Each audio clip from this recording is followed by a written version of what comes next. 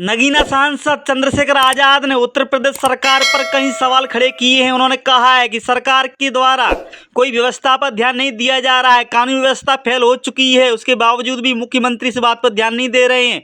उत्तर प्रदेश के अंदर पिछड़ों की जान दाल से भी सस्ती हो चुकी है, ऐसे कई आरोप चंद्रशेखर। हिंसा कब होती है?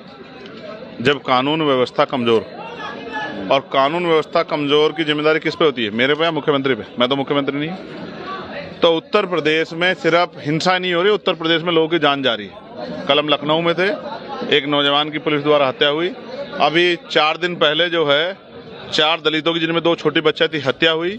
एक विधायक को मुख्यमंत्री के चहितों ने थप्पड़ मार के अपमानित किया, और तमाम तरह से लगातार हिंसा की घटनाएं महिलाओं पे, बच्चों पे, कमजोरों पे, दलितों पे, पिछड़ों पे, मुसलमानों पे जारी।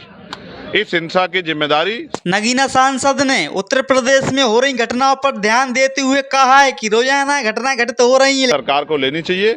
और अगर लॉ एंड ऑर्डर वो ठीक नहीं रख सकते हैं, कानून व्यवस्था अच्छी नहीं रख सकते हैं, तो फिर वो कुर्सी बैठ के क्या कर रहे हैं? जिसकी जान गई है, मुझे उसके परिवार के प्रति संवेदनाएं हैं। जिसने ये घटना को अंजाम दिया, उस पर सख्त कार्रवाई होनी चाहिए। साथ साथ इस घटना के कारण क्या है, किन कारणों की वजह से, इसके भी जांच करने चाहिए।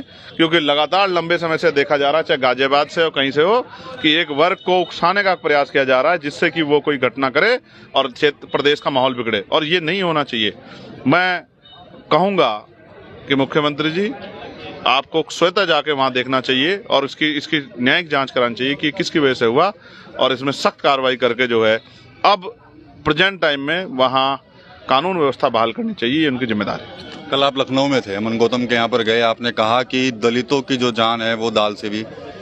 मैं इसमें और कुछ ऐड कर देता हूँ, सिर्फ दलितों की नहीं, पिछड़ों की, मुसलमानों की, किसानों की, महिलाओं की जान यहाँ जो है वो दाल से सस्ती हो गई है, क्योंकि उत्तर प्रदेश की कानून व्यवस्था मुख्यमंत्री से संभल नहीं रही है। और कहते हैं डबल इंजन की सरकार है, मुझे तो सिंगल की भी नहीं लग रही है। अभी आप वहाँ पे बातचीत कर जब मीडिया से कह रहे थे कि इस्तीफा दे देना चाहिए, मैं तो कह रहा हूँ, अगर कोई व्यक्ति अपने पद के अनुसार कार्य नहीं कर पा रहा, तो उसको नहीं अधिकार है कुर्सी बैठने का। नैतिकता के आधार पर उनको इस्तीफा दे देना चाहिए। बाबा सिद्दीकी हत्या हुई है मुंबई में, और महाराष्ट्र में उपचुनाव भी है, क्या जाएंगे मुंबई? मैं तो जाऊंगा चुनाव में, और मैं जा रहा हूं कल।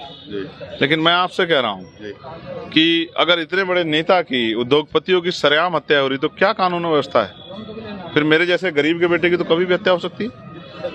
जो संघर्ष कर रहे हैं उनके साथ तो कुछ भी हो सकता है। तो मैं तो आपसे कहूंगा कि ये सरकारें लॉ एंड ऑर्डर में फेल है, और जिन भी सरकारों में हिंसा हो रही है, उन सभी सरकारों को अपना आकलन करना चाहिए कि वो कहाँ खड़े।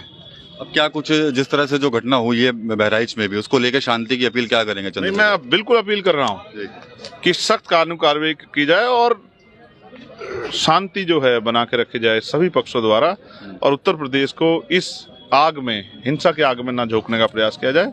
मैं ये सभी पार्टियों से कहूंगा कि वो राजनीतिक लाभ नुकसान को छोड़ के प्रदेश। आप सुन रहे थे नगीना सांसद चंद्रशेखर आजाद को। उन्होंने उत्तर प्रदेश सरकार पे कई संगीन आरोप लगाए हैं। दूसरी तरफ उन्होंने ये भी कहा कि बहराइच में शांति बनाए रखें और आरोपियों पे सख्त कार्रवाई हो। आप देख रहे हैं अंबेडकर धारा। चैनल को सब्सक्राइब करें, लाइक करें, कमेंट करें।